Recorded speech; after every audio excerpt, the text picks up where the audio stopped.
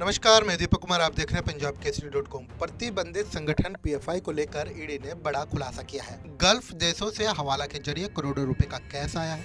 Black money को white करने के लिए समर्थकों के अकाउंट में कैश जमा करवाया गया है, जिसे बाद में पीएफआई के अकाउंट में ट्रांसफर करवाया गया। बता दें कि गल्फ देशों में पीएफआई के हजारों समर्थक मौजूद हैं। चंदे के नाम पर विदेशों में करोड़ों रुपया जमा किया जाता था। केंद्रीय जांच एजेंसी ईडी ने पीएफआई से जुड़े 5 लोगों को गिरफ्तार किया है। ये सभी आरोपी प्रतिबंधित संगठन पीएफआई में अलग अलग ओहदे पर थे, जो विदेश के हवाला के जरिए आए करोड़ों रुपए का इस्तेमाल देश विरोधी गतिविधियों में कर रहे थे। इन सभी की पहचान ईएम अब्दुल रहमान, अनीस अहमद, अशरफ पाशा, एएस इस्माइल और मोहम्मद सफीक के रूप में हुई है। दरअसल साल 2018 में 2 मई को दर्ज की गई ईसीआईआर में सभी 5 आरोपियों से ईडी ने दिल्ली की तिहाड़ जेल में हाल ही में 19 दिसंबर को पूछताछ की।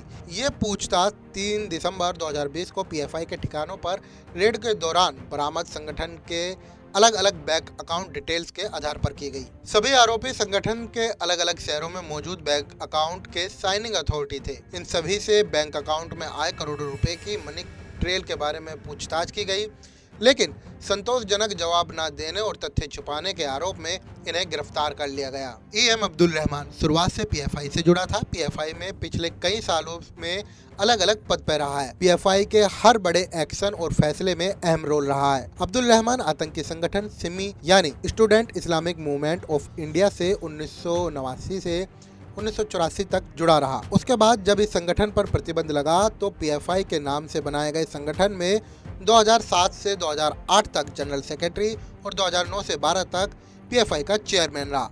साथ ही संगठन पर प्रतिबंध लगने तक पीएफआई नेशनल एजुकेटिव काउंसिल, जो कि संगठन के हर बड़े फैसले लेती है, उसका वाइस चेयरमैन भी रहा। अनीस अहमद पीएफआई के फाइनेंशियल मैटर में अनीस का अहम रोल था।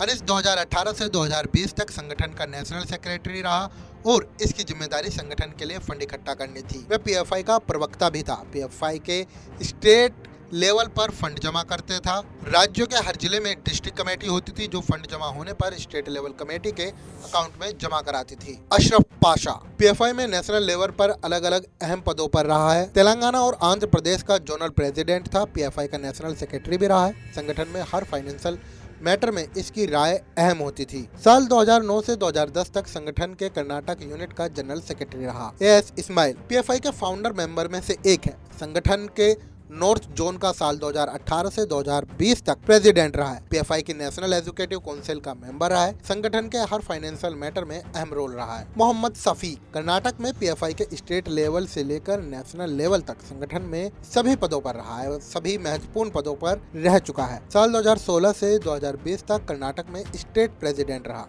नेशनल एजुकेटिव काउंसिल का मेंबर रहा। बंगलुरु के फ्रेजर टाउन स्थित कॉरपोरेशन बैंक में साइनिंग अथॉरिटी था। इन सभी आरोपियों से साल 2020 में रेड के दौरान बरामद संगठन के अलग अलग बैंक अकाउंट, डिजिटल एविडेंस और अन्य दस्तावेज दिखाकर पूछताछ की गई। दर्ज बयानों में विरोधाभास पाए जाने पर इनकी गिरफ्तारी की गई।